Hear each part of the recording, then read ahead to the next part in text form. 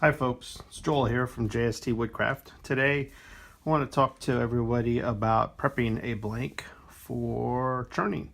So our first steps is to pick out our blank. We got a beautiful piece of stabilized wood here that I think is going to look really nice on this pen. I have a tube from a Gatsby pen kit, and you want to cut this down to be just a little longer than the tube.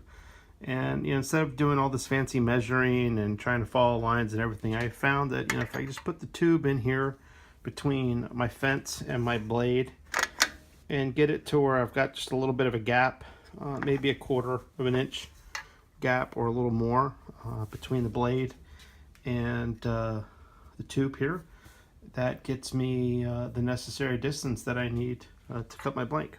Next step is I'm going to take a look at this blank. I'm going to look at it and see where I think the best figuring is, and at least cut off the piece that I think has the most character to it. I kind of like this character down here at the end, so I think I would like to actually include that. So I'm going to cut my blank in this fashion. So put on my safety goggles here. I'm going to fire up the saw and do a quick cut.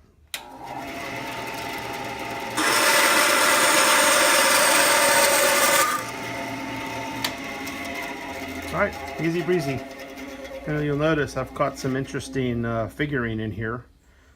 It's kind of hard to see in the camera, but you can see the difference in color right here. And most of this outer area right here is what's going to make up the final product. This is all going to be churned down to just slightly more than what this tube dimension is. So I think we've got what's going to shape up to be a pretty looking pen. Next step will be to drill our hole.